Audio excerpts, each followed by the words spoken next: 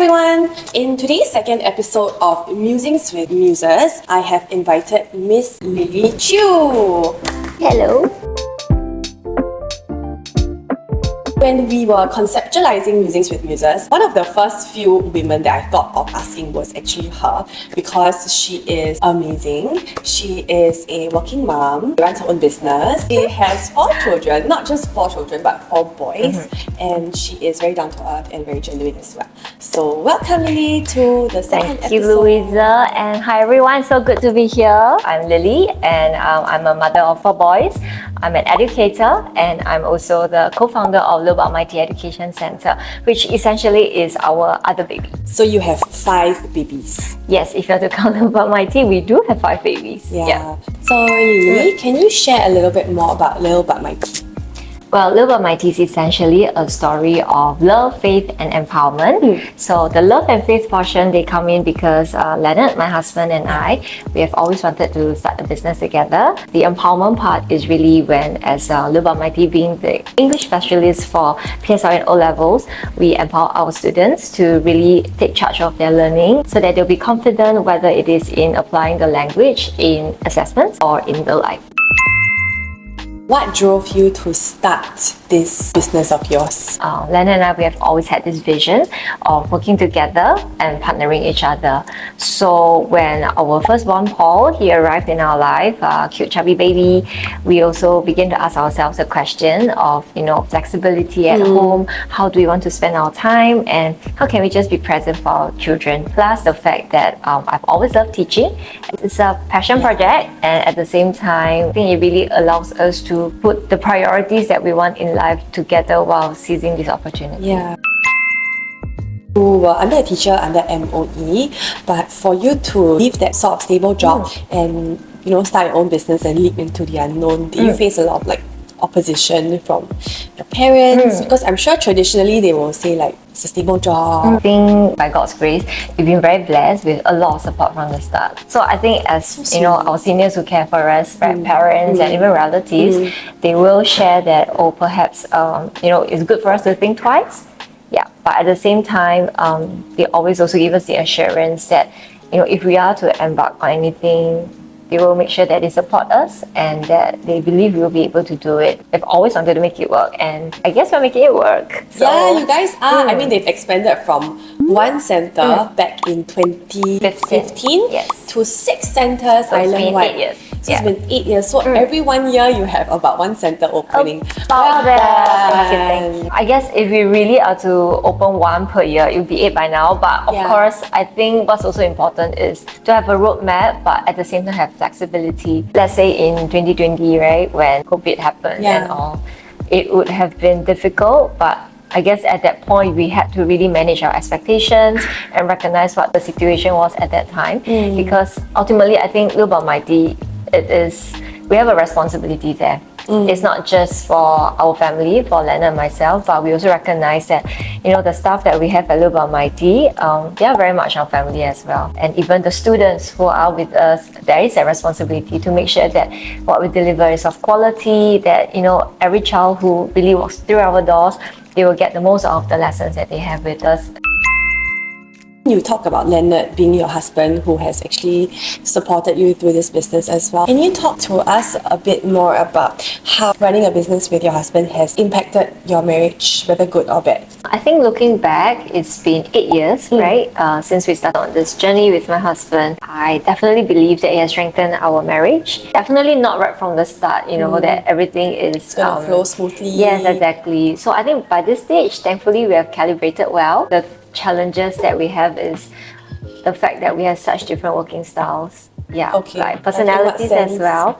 So Leonard's a very structured person. He likes to plan ahead, and I think if we were not working together, it's most likely that he probably already knows, the plan, the roadmap, everything is already there. But for me, I'm quite on the fly. I'm flexible that way. Yeah, I'll fight to the last minute for something that I need to do, but I guess that really is just how I function, which at the very beginning, it does take quite a bit of time to adjust to. Okay. So how did you overcome these challenges? I think we had many talks about how we want to do certain things together. And of course, because work and family, I mean, we're always partnering each other, right? The lines sometimes it does get blurred. Yeah. So I guess we really set very clear boundaries to a certain extent. Like when is it that we should talk about work? Maybe at the dining table or before we put them to bed.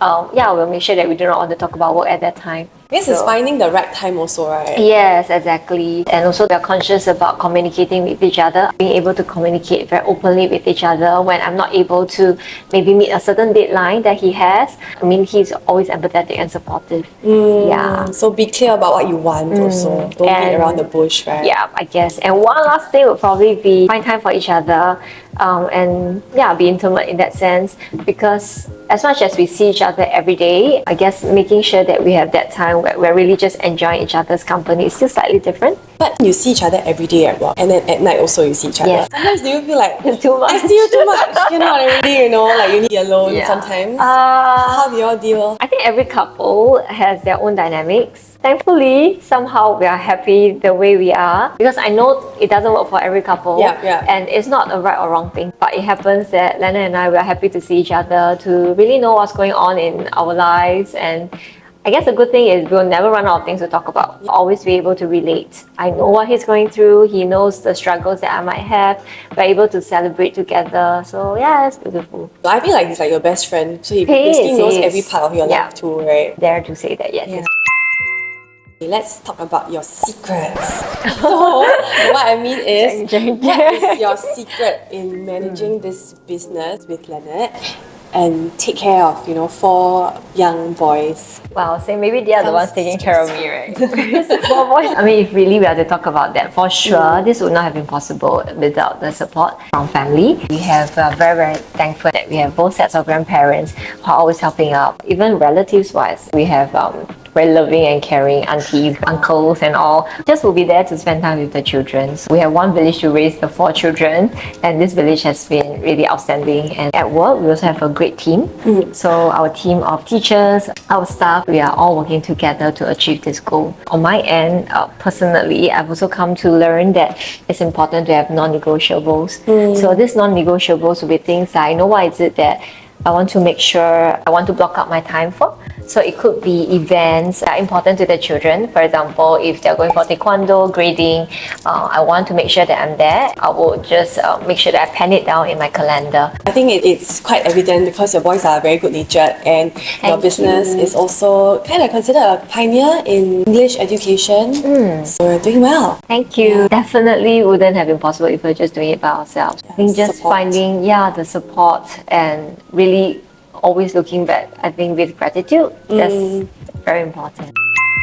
Let's talk about your daily routine. Do you have like a certain morning routine that you do for to set sure. your day right? Because for some people, if you don't do something in the morning, you cannot function for the whole day. That kind of thing. I see. So do you have a routine? I guess my routine really starts right at 6:30 a.m. with the boys. To wake up the first 2 boys, get them out of bed, brush their teeth, then get them to sleep in a little bit more, have breakfast, and make sure that they reach school at the time that they want to reach. Yeah. And then in between, I will make sure that I pump because I'm still breastfeeding at this point.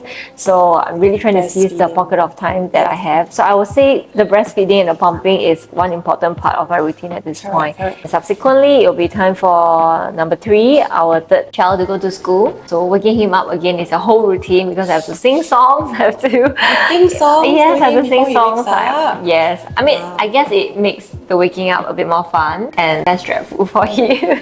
I mean, to be able to unwind this way and just be my true self with all my lame jokes and crazy songs, and they appreciate it. Then after he goes to school, the timing is really actually quite clockwork. Because after he goes to school and I come back after dropping him off, it'll be time to breastfeed. Number 4, which is James. Wow. Yeah, so that's my morning routine. You're like a power cow, I've known Lily for like more than 10 years now, about 12 years. And I've seen her grow from, when she was a mom to 1 to mom to 4. She's always breastfeeding for super long. So she's, power cow. How do you think that you can make women feel confident and empowered? I think it takes a lot of thinking about what is it that made me confident and empowered, right? And I can see how, at each stage of my life, when I've been recognized for the work that I have done, to a certain extent, being able to know that really the attention that I've been given is really evidence of faith in me. I think all this really helps. And I think that really guides me a lot in the way I view the ladies in my life. So I believe that it's important to seize really every opportunity, right, to recognize a woman for the good work that she's doing, whether it's at home or whether it's at work. And I feel from there, that's where their confidence will also grow. Celebrating small wins, whether big or small. So I think one would be helping them to recognize the strength that they have. And number two is really just giving them the affirmation and attention that they deserve. As a woman, a mother, an entrepreneur, I'm sure there are times where you feel very stressed and very overwhelmed. Yeah. How do you de-stress? Okay, spending time with the children definitely helps me to de-stress. But of course, I mean, with the situation at home, 4 boys, sometimes they are the noise. I do appreciate being able to take a step back, let them have their fun, and let me just be able to just have a bit of me time.